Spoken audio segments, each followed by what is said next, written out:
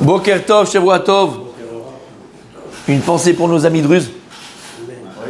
C'est des fidèles aux amis Israël. Et en plus, fidèles aux amis druzes, Bémet, c'est une maca qu'ils ont reçue sur la tête. C'est une vraie maca, une tragédie. Une tragédie. Tragédie. Bon, messieurs, c'est pas pour ouvrir le bal. Et messieurs, on va se concentrer. Alors écoutez bien. On a dit comme ça, il y a écrit dans Parashat Pinchas. Lorsque Moshe Rabbeinu va demander à Kadosh Baruch Hu de ne pas laisser le Ham Israël seul, son berger, il y a écrit comme ça dans le verset, Yifkod Hashem Elokai Uchot Echol Basar Ish Al Haeda. Donc Dieu, Moshe Rabbeinu demande à Kadosh Baruch Hu de choisir un homme qui soit responsable sur l'assemblée d'Israël. Asher Yetze Lifnehem, Asher Yavo Lifnehem, qui puisse sortir devant eux, revenir, donc qui s'occupait d'eux entre guillemets. Asher Yotziem, Asher Yiviem, Velo Yiti Adat Hashem Katzon Asher En Lahem Roeh. Donc il va les faire entrer en Eretz Israël, conquérir la terre d'Israël. Et pour ne pas que l'assemblée d'Israël soit comme un troupeau sans berger. Alors regarde ce qu'il dit à Kadosh Baruch Hu à Moshe Rabbeinu. Vayomer Hashem el Moshe, Hashem va dire à Moshe Rabbeinu, Kach lecha et Yoshua bin Nun, va prendre comme successeur Yoshua bin Nun. Ish Asher Ruach Bo. Ish, un homme, Asher Ruach Bo, qui a un esprit. Un homme qui est doté d'esprit. Mais Samarta et Yadecha Alav, et tu mettras tes mains sur lui et donc tu vas l'introniser. Ok, magnifique, super, extraordinaire. On a expliqué pour hier, Shabbat, on a expliqué pourquoi est-ce que Yoshua, précisément, il a été choisi comme successeur de Moshe Rabbeinu. Il y avait des personnes qui étaient beaucoup plus élevées, beaucoup plus importantes, beaucoup plus importantes, importantes dans le Ham Israël, puisque je rappelle que lorsque le parashat Shlach Lecha, où on va envoyer les explorateurs en Eretz Israël, on va choisir des Nessim, on va choisir des gens importants. Et la Barach nous explique que selon l'ordre de leur domination, c'est l'ordre de l'importance. Yoshua est venu premier, ni deuxième, ni troisième. Il arrive vraiment dans les derniers. Pourquoi Yoshua, c'était pas un des plus importants. C'était pas un des plus grands des Nessim Israël, des importants d'Israël. Mais malgré tout, il a été choisi. Et on a expliqué hier pourquoi il a été choisi. Parce qu'il a un Toar. Le Toar que la Torah lui donne, comment on dit un Toar en français ? Le titre que la Torah lui donne, c'est Yoshua Nahar. Nahar, on avait dit, c'est un jeune enfant, c'est un jeune adolescent. Pourquoi Yoshua il appelé Nahar ? Alors que lorsque la Torah elle part, il avait 52 ans, 55 ans. D'accord, il avait déjà dépassé la cinquantaine. Tu n'es plus un enfant quand tu as 50 ans. D'accord ? Tu n'es plus un jeune homme à 50 ans. Pourquoi il appelé Nahar ? Voilà. Merci de le rappeler. Parce que tout simplement, Nahar, un enfant, comme on l'a dit, c'est la notion d'apprentissage, de quelqu'un qui ne sait jamais d'apprendre. Et c'est pour ça qu'Akadosh Baruch Hu, il a choisi Yoshua bin Nun. Pourquoi ? Parce qu'il avait cette faculté d'être quelqu'un, on appelle ça Talmid Chacham. Un Chacham, quand on dit quelqu'un d'intelligent dans la Torah, on n'appelle pas un Chacham, on dit Talmid Chacham. Parce que quelqu'un d'intelligent, c'est quelqu'un qui reste Talmid. Talmid, c'est quelqu'un qui est l'Omed. Talmid, c'est un élève, et donc c'est quelqu'un qui continue et qui ne cesse jamais d'apprendre. Pourquoi on avait dit ? Parce que quelqu'un qui apprend, c'est quelqu'un qui évolue. C'est un peu aussi le cours de hier après-midi. Ok ? Comment on va évoluer ? Comment je vais devenir arriver à se émettre à cette vérité et arriver à estomper mes contradictions quand je vais commencer à apprendre. Plus je vais commencer à apprendre, et plus je suis dans le limoud, et plus un limite la med, d'accord ? Et plus donc je peux m'arranger. Et comme il y a écrit, Kakadosh Baruch Hu no makpid, de la même manière que toi tu n'es pas makpid, tu ne tiens pas rigueur à un enfant qui est en train d'apprendre, parce que l'enfant il apprend. Et quand quelqu'un il apprend, tu as un espoir qu'il évolue, qu'il grandisse, qu'il apprenne, qu'il sache et qu'il devienne meilleur. Alors tu n'es pas makpid, tu ne vas pas tenir rigueur parce qu'il apprend. Tu as déjà vu un parent, lorsque l'enfant il commence à apprendre à manger avec la fourchette sur ta chaise autre, et il est en train de se mettre la soupe, se la renverser sur le babygros ou les pâtes sur le babygros, les parents venir et lui tapoter la main et lui dire « Ah, faut pas faire une chose pareille, c'est pas bien, tu manges mal. » Pas du tout, il est en train d'apprendre. Alors maintenant il va se salir. On n'est pas makpid, on ne tient pas rigueur. Pareil, mais quand on apprend, on fait des erreurs. Mais c'est vrai parce que j'apprends. Il n'y a qu'une personne qui ne fait pas d'erreur. Une personne qui n'apprend pas qui fait pas d'erreur. Une personne qui n'agit pas qui fait pas d'erreur. Et donc tant que tu es dans l'apprentissage, Dieu ne tient pas rigueur. Et c'est pour ça qu'Akadosh Baruch Hu, il a choisi Yoshua bin Nun. Ça on sait, c'est magnifique, on a dit hier, très très beau. Mais regardez ce qu'il y a écrit. Lorsqu'Hachem il dit à Moshe Rabbeinu, j'ai choisi donc Yoshua bin Nun, regarde ce qu'il y a écrit. Ish Asher Ruach Bo. Un homme qui est rempli d'esprit. Ish Asher Ruach Bo. Un homme qui a en lui l'esprit. Ruach, il a un Ruach. Alors Ruach en français ça veut dire du vent. C'est du vent. Ruach c'est du vent. Mais ici pour on parle Ruach, on parle d'esprit. C'est quoi Ruach Bo ? Est-ce que nous dit Rashi ? Et ici, la Torah, Kadosh Baruch Hu, il vient nous apprendre qu'est-ce que c'est un manik d'Israël? Qu'est-ce que c'est un dirigeant d'Israël? Quelle est la qualité primordiale qu'il doit avoir? La connaissance, c'est important. Si on va te poser une question que tu ne connais pas, c'est un problème. L'humilité, c'est important. Si tu n'as pas d'humilité, tu ne pourras pas écouter les autres. Il y a d'accord. Non, c'est pas le plus important. C'est pas le plus important. Tu peux avoir l'humilité, tu peux avoir l'intelligence, tu peux avoir la connaissance, tu peux avoir qu'est-ce que tu veux encore. Vas-y, dis-moi tout ce que tu veux. C'est pas ça le plus important. Le plus important, Ish Asher Ruach Bo. Un homme qui est rempli d'esprit. Un homme qui a un esprit. Ruach Bo. Ruach.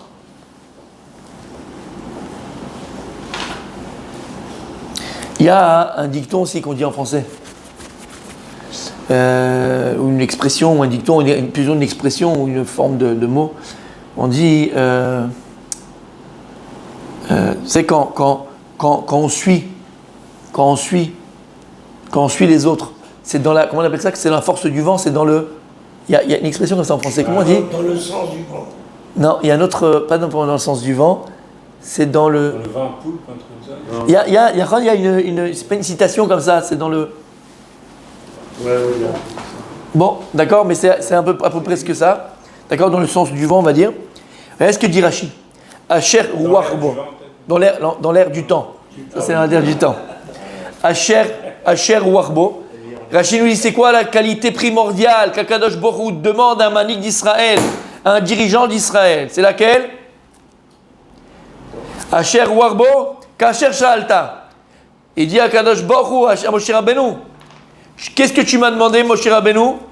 Toi-même, il connaît Aruchot et Kol Bassar. Toi qui donnes un Ruach à Kol Bassar, quelqu'un qui donne un esprit à chaque humain. Choisis une personne, Asher Ruach Bo, qui a un esprit, Ruach, comme le vent. Alors il dit à Kadosh Baruch Hu, j'ai choisi Yoshua Ben comme tu me l'as demandé. Qu'est-ce qu'il a comme qualité? Écoutez bien, Asher Ruach Bo. Sheyuchal la'alor keneged rucho shel kol echad ve'echad. Il aura la capacité, la faculté, la possibilité d'aller à contre-courant, keneged rucho, contre l'esprit de chacun et chacun du Ham Israël. Voilà la qualité primordiale qu'il faut pour être un dirigeant d'Israël. Entendu ce que ça veut dire? Voilà. Ne pas être un chamallow. D'accord? Un manik d'Israël, c'est quelqu'un qui est capable d'aller à contre-courant. Et même si maintenant le peuple, même si maintenant les personnes en face de toi, eh ben, elles ont un état d'esprit qui leur est propre, d'accord? Un état d'esprit personnel, mais qui est erroné, qui est abîmé, et qui n'est pas dans le ruach de la Torah, qui n'est pas dans le sens de la Torah, qui n'est pas dans l'état d'esprit de la Torah, si le manig, si le dirigeant, eh ben il a trop d'humilité, hein? Si le dirigeant il est trop gentil, si le dirigeant il est trop, tu vas rien apporter à ces personnes-là. Tu ne n'apporteras rien à ces gens-là. Il était l'homme le plus humble. Et malgré tout, il a fait. Donc c'est pour ça que j'ai dit, c'est pas l'humilité qui fait ça. C'est un état d'esprit. C'est être capable. Tu peux avoir spiritualité, tu peux avoir beaucoup d'humilité, et ton humilité te tue. C'est-à-dire que quand les gens, ils font pas ce qu'il faut faire. Les gens, ils parlent trop à la synagogue, d'accord? Les gens, ils font pas ce qu'il faut faire. Les gens, ils sont à l'ouest. Les gens, ils font n'importe quoi. Les gens, ils vont en vacances, ils vont manger dans des restaurants crustacés, juste la salade. Et toi, tu dis rien. Et ben finalement, qu'est-ce que tu fais? Tu vas, comment on appelle ça? Caresser le chat dans le sens du poil. Oui, tu sais, je vais pas rentrer en conflit avec la Keïla, avec le machin, avec les gens. Alors, t'es là pourquoi, fils? T'es là pourquoi? Tu fais quoi en fait? T'es là pour la place, t'es là pour l'argent, t'es là pour quoi? Pour le soleil, t'es là pour la neige, si t'es au Canada. T'es là pour quoi? T'es là pour le titre, t'es là pour quoi? Si t'es pas là comme un dirigeant qui fait avancer les gens, si t'es pas là comme un dirigeant qui fait avancer les gens, Béhémet, et comment tu vas faire avancer les autres? Ben, si t'es capable d'aller à contre-courant, t'es capable de ne pas aller forcément dans l'état d'esprit de là où tu te trouves.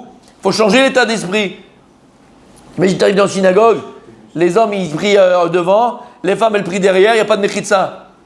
Je dis bon, tu sais, voilà, on va pas commencer à faire. Halakha, il faut faire une mechitza. Qui veuille pas, c'est comme ça, c'est halakha, il n'y a pas de rigolade. Il y a des choses où on ne peut pas rigoler. Après, vada, il faut être chacham, pour savoir comment tu vas parler à chacun, comment tu vas prendre chacun. Pas être trop dur, pas être trop souple, pas être trop. Mais attention, on ne peut pas être manik d'Israël, on ne peut pas être dirigeant d'Israël si tu n'es pas capable d'aller contre tout le monde. Si, bien sûr, attention, c'est pas un principe, hein, d'aller contre tous, parce que j'ai raison. Non, si, parce que les personnes vont à l'encontre de la Torah. Si c'est parce que les choses se font pas comme la Torah le demande, pas comme la halakha le demande. Comme on a dit, ça parle trop dans une synagogue.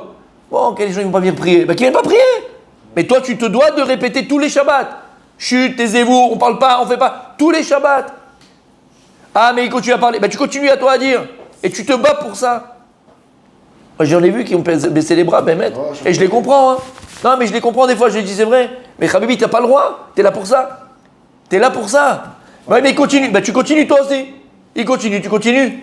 Et c'est ça la qualité primordiale, messieurs, pour être manik d'Israël. On ne peut pas être manik d'Israël si, encore une fois, tout le monde il est beau, tout le monde il est gentil. Attention, un manik, un dirigeant, il doit être aimé par le tzibour. Pourquoi il doit être aimé par le tzibour? Pour que les gens ils écoutent ce qu'il dit, pour que les gens ils acceptent ce qu'il dit. Donc, encore une fois, il faut avec la forme. Mais le fond, c'est le même. Le fond, c'est s'il y a des choses qu'il faut réparer, qu'il faut arranger, des choses qui ne vont pas, il faut les dire. Il faut les dire. Oh, sinon, tu passes à côté de ton tafkid. Et le premier dirigeant, c'est qui? Non, c'est toi, c'est papa, c'est toi à la maison. Il y a des gens, pour avoir la paix, qu'est-ce qu'ils font? Ils ferment leur gueule. Excusez-moi du terme, mais je le dis comme je pense. Pour avoir la paix, ils ferment leur bouche. Je préfère. Quoi tu préfères? Mais ta fille, elle sort, on dirait c'est un col roulé qu'elle a, c'est pas une jupe qu'elle a mis là. Tu dis rien. Oui, mais après, avec ma femme, c'est la dispute parce qu'elle me dit que t'es trop dur. Parce que... Mais t'as un papa, t'as un dirigeant, fils. Si tu vas... Imaginez qu'on va dans l'état d'esprit de nos enfants. Mais c'est la porte ouverte. On refuse le conflit, on accepte tout. Voilà. On a le droit de faire ça? Par contre, attention, toi. Rabbi Aaron, Oev Shalom et Rodev Shalom. Je t'ai dit, ton Yetzer Hara, toi, c'est que oui, t'as raison. C'est compliqué. C'est vrai qu'avec Philippe, c'est vrai que c'est compliqué. Mais ton Yetzer Hara, il va t'empêcher, il faut avoir la forme. Il faut avoir la forme. Le fond, ça doit être le même. Ta fille, elle sort avec une mini-jupe, on dirait un col roulé. Tu dois lui dire, tu dois être papa, tu dois être dirigeant. Tu dois... Les gars, non, il faut une forme, il faut la forme, Je vais te dire, si tu lui fais honte, si t'es machin, il n'y a pas. La finalité sera la même, elle ne sortira pas comme ça. Il faut la forme. Toujours, il faut la forme. Fais attention. Et comme on dit, Dvarim nichnasim lalev, comme j'ai dit pendant Shabbat, si toi tu es émet avec cela même, alors badaï que ça passe. Mais si nous-mêmes, on se permet des choses, alors qu'on va dire à notre fille, non, ne fais pas, mais elle sait que tu vas en boîte de nuit, papa, qu'est-ce que tu veux chez moi? Qu'est-ce que tu fais en fait? Tu me dis, on peut sortir comme ça, mais toi tu vas te taper des minettes. Qu'est-ce que tu fais, papa? À quoi tu joues? Non, mais je suis sérieux. D'accord? On rigole pas là.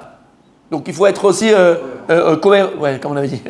Comme on avait dit hier, d'accord? Cohérent. Et non pas un con errant, on avait dit, d'accord? Parce que si tu es un con errant, d'accord?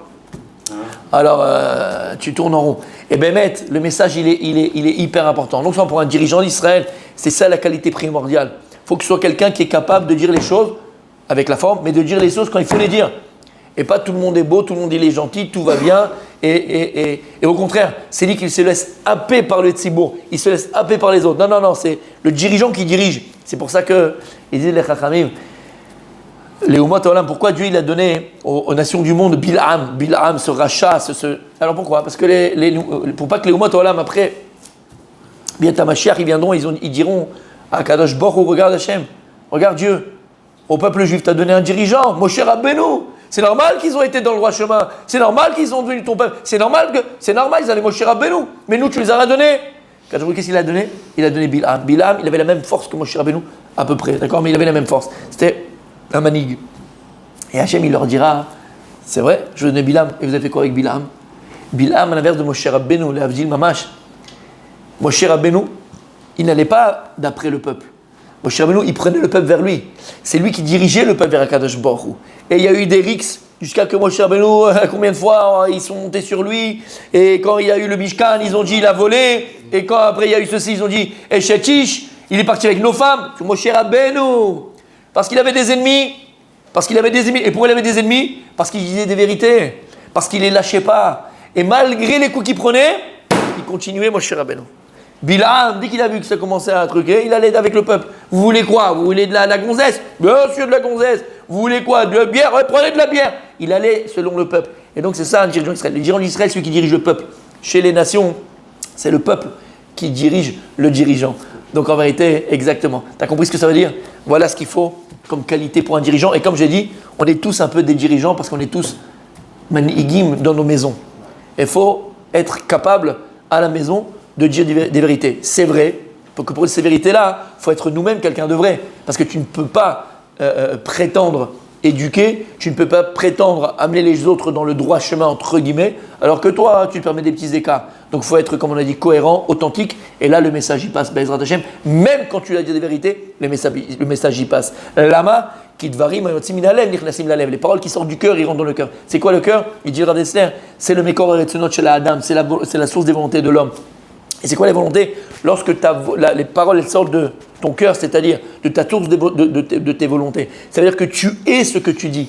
Tu es ce que tu es. Tu es un exemple pour les autres. Même si ce que tu dis, des fois ça dérange, les gens ils accepteront. Et au contraire, pas seulement ils accepteront, mais ça va les ébranler.